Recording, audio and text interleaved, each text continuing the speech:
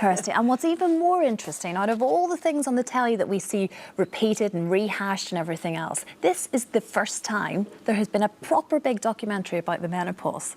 52% of the population.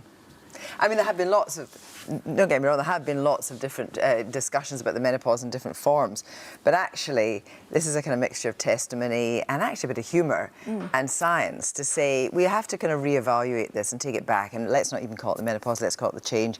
Let's say that actually for many women it hits them when they're at the height of their careers, when they've got young kids and possibly parents and grandparents still. It is a midlife thing. And I think I wanted to reclaim that from the idea that the menopause is what happens to some kind of old crone. Actually, it happens in the prime of life.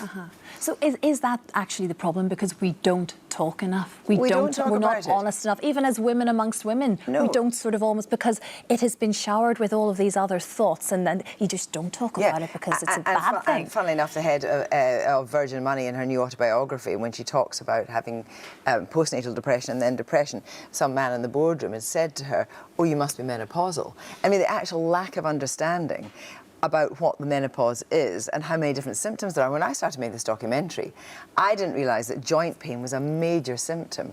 And actually lots of GPs, understandably with so much, don't understand the extent of the symptoms themselves and don't have necessarily have all the tools to deal with it.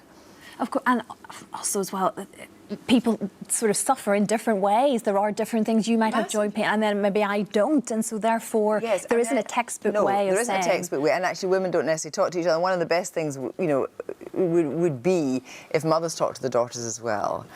And already, and I'm talking to women about this, and since the programme went out in Scotland just at the beginning of the year, and a woman started a menopause cafe in Perth. I got emails from women saying that actually they've gone back to their GP and saying, I want to be re-evaluated for treatment. I want actually to think about HRT, and I don't want to be papped off with antidepressants, because that's what some GPs do, not all GPs, but that's what some GPs do when they think, well, this person is feeling low mood is a key indicator of being perimenopausal. Low mood is something that affects lots of women, but you don't just give antidepressants for that, you treat it in other ways. Of course, but you mentioned HRT, and that in itself is still a confusion for most women. Well, less so now, because what happened was in 2002, there's this huge American study which seemed to link HRT to breast cancer, and all the headlines were crazy. Absolutely. So what happened was that thousands and thousands and thousands of women all over the world, more than thousands, came off HRT. And actually, the re-evaluation of that study, even more recently, even last week, Dr. Robert Langdon, who took part in that study, said, look, we didn't look at this evidence properly. This wasn't the right finding. We are wrong. So actually, there's this whole 10, 15 years of women not taking HRT, not being offered it by their GPs, and GPs not being trained in HRT, because that's that vicious circle. So actually, head of the Menopause Society and senior consultants, Heather Curry, she's head of the Menopause Society, who's one of the major exponents of HRT, and takes it herself. What could be more reassuring than somebody who actually knows her stuff taking HRT? And reassuring hearing people like Jennifer Saunders, and you've got various names in there, yes, actually, absolutely, who we'll all recognise. We use a great clip from one of the best AbFab episodes, which is on the menopause. It's absolutely hilarious. But actually, when I spoke to Jennifer, she said, look, the truth of the matter is the whole of AbFab was really about the menopause. The whole series is about the menopause.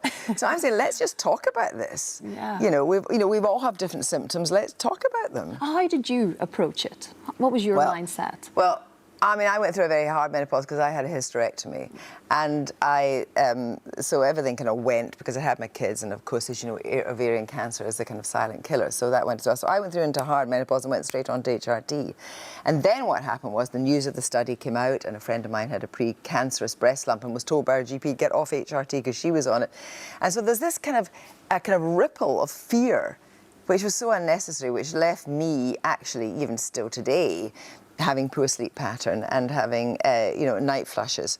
So it's something that is not just necessarily hard. It's something that actually continues for 10 to 15 years, and we just have to learn of different ways of coping. And that actually can be cognitive behavioural therapy.